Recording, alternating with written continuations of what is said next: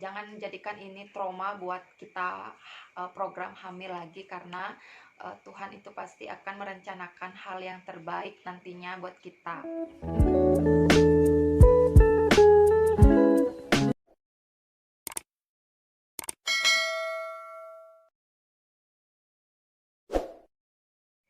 Hai semuanya, ketemu lagi bareng aku Mama Tiar, Mama Tisha Arsya. Di video kali ini aku mau sharing sedikit pengalaman pribadi aku kuretase sampai 2 kali kuret. Nah, kenapa aku mau sharing pengalaman pribadi aku ini, karena dulu ketika aku mau kuretase itu aku kebayangnya udah macem-macem teman-teman, sakit atau enggak, gimana prosesnya, lama atau enggak.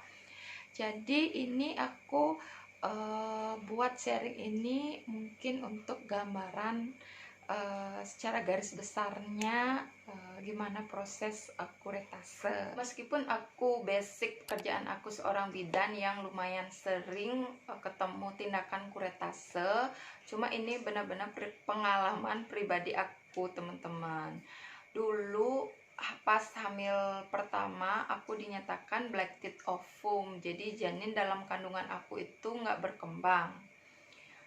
Itu aku mulai ngerasain flek darah di usia 2 bulan kurang lebih, sampai berlanjut itu sampai umur kehamilan 10 minggu, dan akhirnya dinyatakan emang janin dalam kandungan aku nggak berkembang oleh dokternya.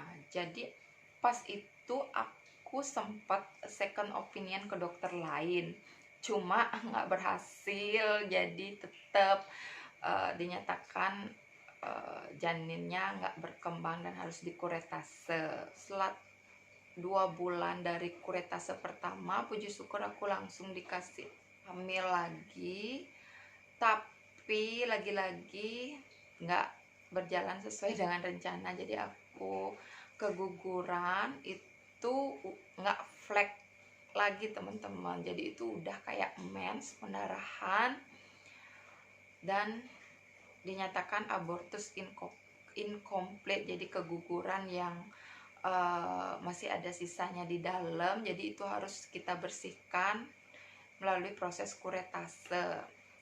Secara garis besarnya prosesnya dari kuretase pertama dan kuretase kedua itu hampir sama teman-teman. Jadi aku itu karena basic aku tahu kurang lebih proses kuretase, jadi sebelum pas aku tahu tanda-tanda ini udah nggak bisa dipertahanin, itu sebelum ke dokter itu aku udah prepare wah ini bakalan kalau misalkan resiko terburuknya harus kuretase, berarti aku harus puasa dong sebelumnya gitu.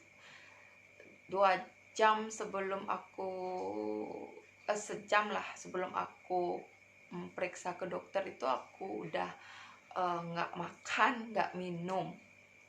Jadi setelah udah dinyatakan di dokternya itu harus kuretase, aku udah puasa sebelumnya. Jadi ini tindakan kuretase yang emergensi teman-teman. Saat persiapan operasi itu seperti biasa aku mengurus administrasi dulu, menyerahkan surat rujukan dari dokternya ke perawat bidan jaganya. Lalu aku ditanya juga ada alergi obat atau enggak, terus dicek tensi, tanda-tanda vital aku, terus juga di sana aku pasang infus.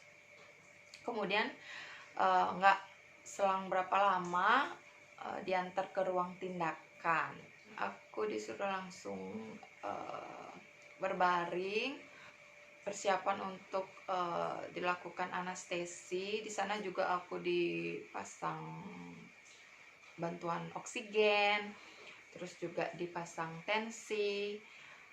Untuk anestesinya aku pakaikan kuret ini kan kuretase dengan bius total, jadi biusnya itu dimasukkan ke lewat infus teman-teman. Jadi itu nggak disuntik lagi ya.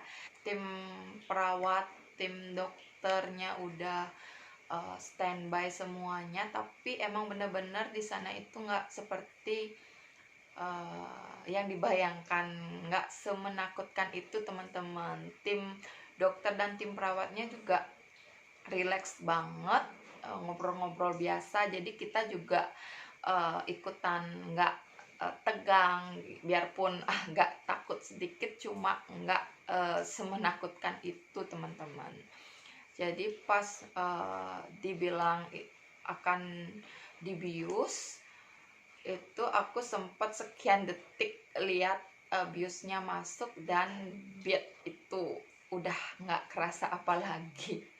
Nggak tahu prosesnya kayak gimana, terus nggak sakit sama sekali, dan kayaknya itu nggak sampai 30 menitan aku bangun dan udah selesai. Dibangunin sama suami dan itu prosesnya ternyata udah selesai teman-teman. Jadi secepat itu dan nggak semenakutkan itu. 2 kali aku mengalami kuret itu emang nggak sampai harus rawat inap ya teman-teman. Jadi itu kayak operasi ringan. Kurang lebih aku recovery itu hampir 2 jam. Setelah kondisi aku mulai aku rasakan udah agak mendingan, udah baik, udah diizinkan untuk minum. Aku cuma dikasih obat, itu obat anti nyeri, antibiotik, sama obat untuk stop pendarahan, untuk menghambat terjadinya pendarahan. Jadi itu aja teman-teman. Jadi kesimpulannya itu proses kuretase dengan bius total yang aku dulu pernah alami 2 kali itu sama sekali tidak menakutkan teman-teman. Jadi santai aja, semangat teman-teman. Jadi nggak usah khawatir, berdoa aja, yakin sama Tuhan, terus yakin juga sama tim dokter, tim perawatnya akan melakukan yang terbaik buat kita. Jangan jadikan ini trauma buat kita program hamil lagi, karena Tuhan itu pasti akan merencanakan hal yang terbaik nantinya buat kita. Nanti juga aku bakal sharing sedikit pengalaman aku hamil lagi setelah 2 kali kuret ini, gimana aku menjalaninya. See you next video ya. Sebelumnya jangan lupa like and subscribe kalau kalian suka video ini. See you next video.